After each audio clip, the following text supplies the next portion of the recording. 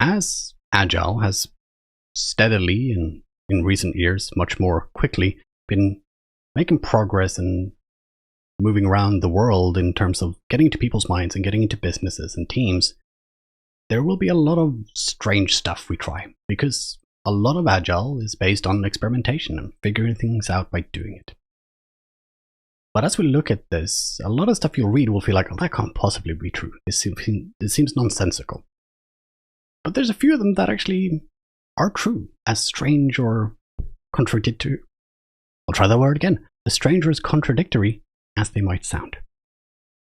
And the first one is probably one of the most important ones, which is do less to achieve more.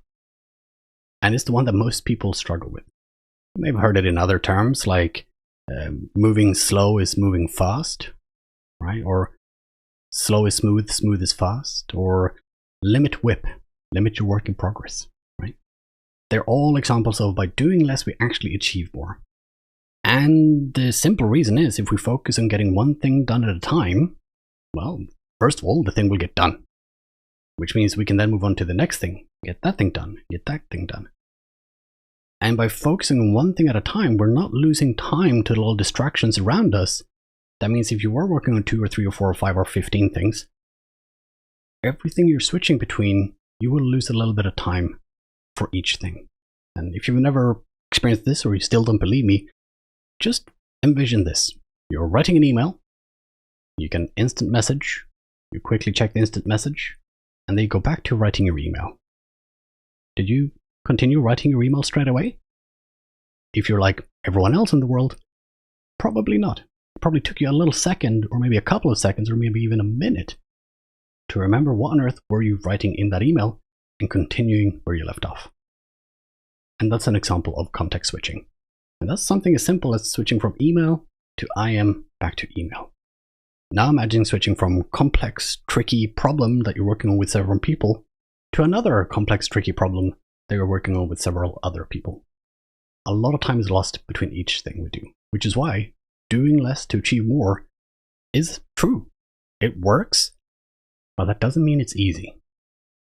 Doesn't mean it's easy. Simple, but not easy. Another one is that boundaries, setting clear guidelines, strict guidelines and boundaries, actually enable self-management.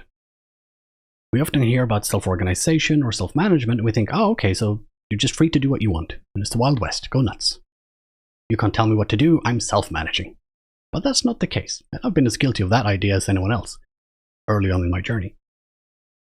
It's better instead to think of it as a canvas. I don't think anyone would say that art is somehow not free, right? It is free, it's expressive, it's beautiful, but it is always constrained by the format, right? A canvas, a color palette, an instrument, right? The kind of clay you might be using. The vehicle for your expression still has boundaries and constraints within it, but by putting that in place, it enables better self-expression, better freedoms in many ways. And that is true with self-management as well. If you want a self-managing team that is excellent and able to do everything we want them to get done, the best thing we can do is set them up with clear boundaries, clear guidelines for what the expectations are and what we're hoping to do and how we want to work together, and then let them figure it out within that context. Again, another one of those things that are kind of simple, but again, very much not easy to do. And that's usually where things fall apart with people moving onto the Agile journey. Is they go, well, that looks simple enough, let me give that a try. And getting started is easy. It's nailing it that's hard. Much like anything, right? Learning a skill and picking up a guitar and just picking away some strings is very easy. Becoming an expert, someone that could record an album or playing an orchestra, much harder. Takes much discipline and practice indeed. And one of my favorites is, you're Agile, so we don't need to plan, or we're Agile, so we can just be flexible and change this around, right? But the reality is, if you move to working with Agile, you're probably going to plan more than you ever did before. And that sounds very strange, because the thinking is, if we move to Agile, then we don't have to waste so much time planning. The difference is, you're not planning for a year ahead. You're planning for usually no more than a couple of weeks, maybe even a month ahead. But as you learn more, you replan and rejig and change as needed based on what we learn from the environment. Because Agile should be used in environments where we are not sure, where there is uncertainty, where there's learning to be had, which means we need to try stuff and figure things out as we do it. And that is why it's so important to have this self-management where people can do this experimentation and to enable people to do less so we can achieve more, so we can get something done in that short time box, so we can learn from it and then change our plans. And by changing our plans, we are in fact replanning in order to get closer to our goals.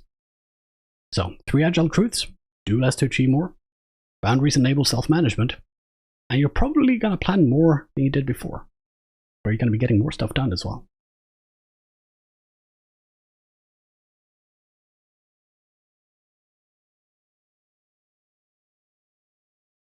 Thank you so much for watching. I'm Oscar with Pragmatic Shift. You can find more of our stuff under @PragmaticShift on all social media.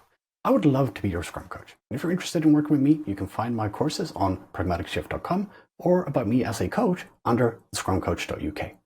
Please do like, share, and subscribe. It really helps us out and gives us further reach to get to more professionals to help them on their journeys as well. Thank you again for watching.